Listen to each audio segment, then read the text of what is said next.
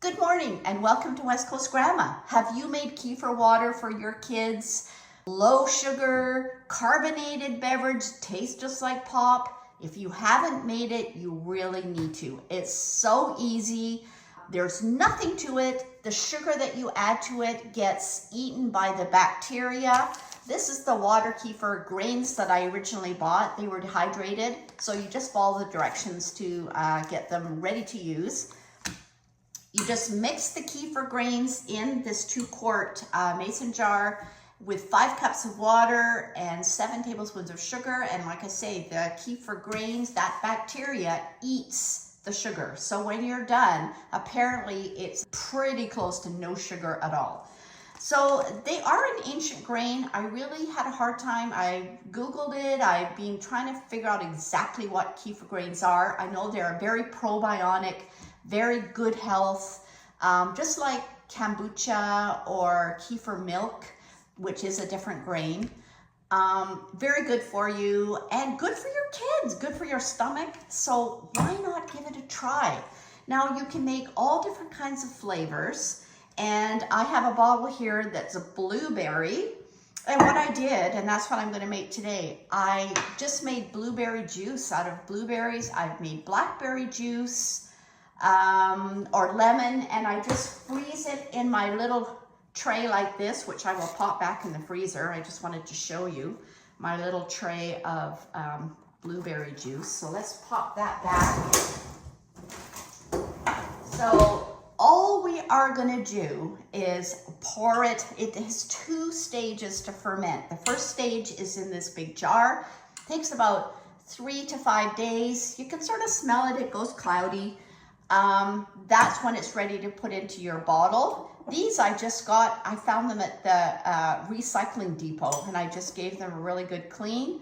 And I think I've got 6, and that seems to be about right to kind of keep on rotating through. This one is blueberry, and this one is lemon. It's like lemonade. I just put some lemon juice, and it's about 1/4 cup of juice for each bottle. Let me just grab a measuring cup, and I'm going to show you how I do this. Okay, my kitchen is buzzing today. My husband is making fish soup. Actually, it's salmon chowder, but our grandkids love, they call it fish soup. So he is making a batch for me to take over to their house tomorrow. I had bread on the go. I'm going to make some sourdough bagels later. I'm going to make zucchini pasta for supper. You know, that's what happens when you have a kitchen where you're preparing all kinds of things. It's just always a mess full of things. Here's my jar. We're just going to show you how to mix this up. So easy. So first of all, I take my sieve. And I've got this plastic one here, it works well. And I'm just gonna pour the kefir water through because I don't wanna waste the grains. And the grains actually keep growing, and then you can share some with your friends or whatever. They're kind of interesting. It's kind of like making sourdough bread though. You have to just experiment a little bit. And after a while you get kind of comfortable because at first it seems kind of weird. So here's my 2 bottles. All I'm going to do is put my 1/4 cup of juice in each one. Maybe that's not quite 1/4 cup, but that's fine. You can put whatever you want. There we are. And like I say, this was blueberry juice because I left a bag of blueberries on the top of my freezer and it thawed out. So I wasn't going to waste them. So I just made it into blueberry juice, and then I made a batch of blueberry jam. So we'll see what that's like. So we're just going to take this kefir now and add it.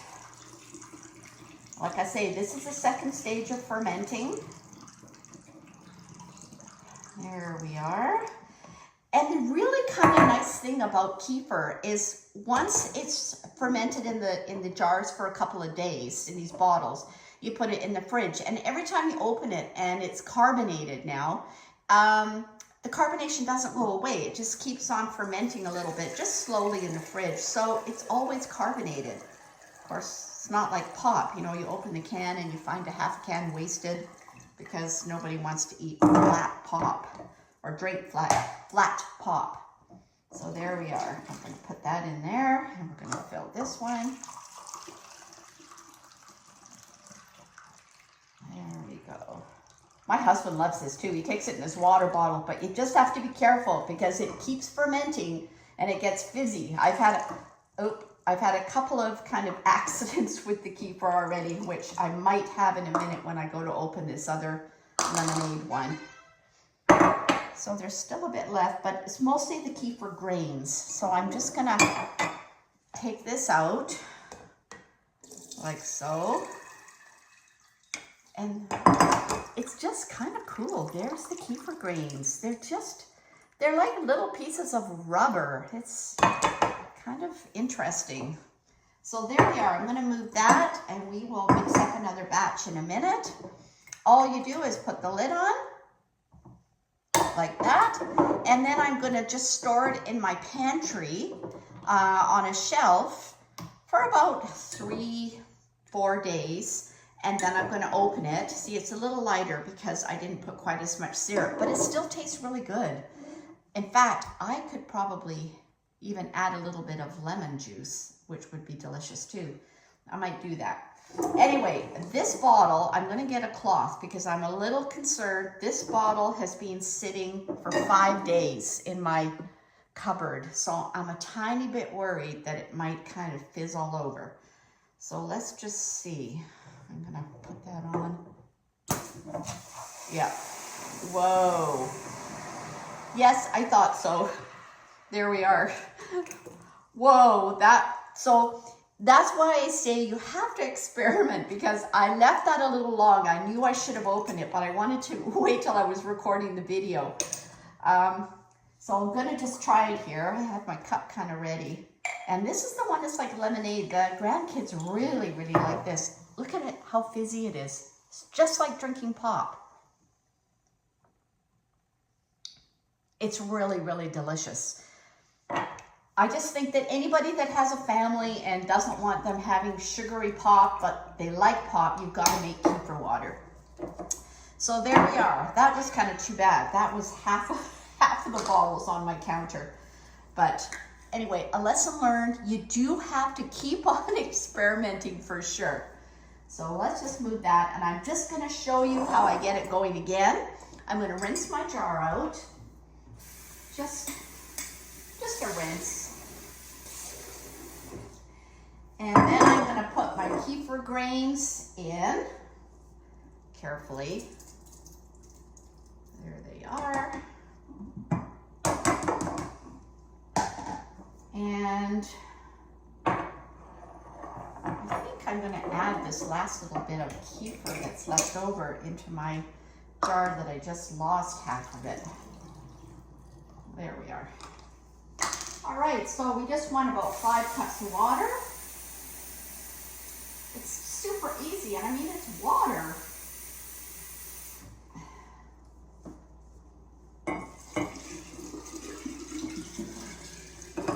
There, that's 4, and one more, about roughly. There's 5. I'll get my sugar, and I use the organic cane sugar.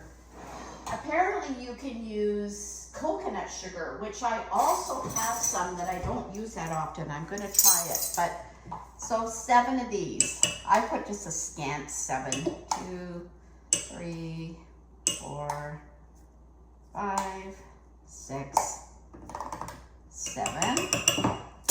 And I'm going to give it a stir to make sure the sugar gets dissolved.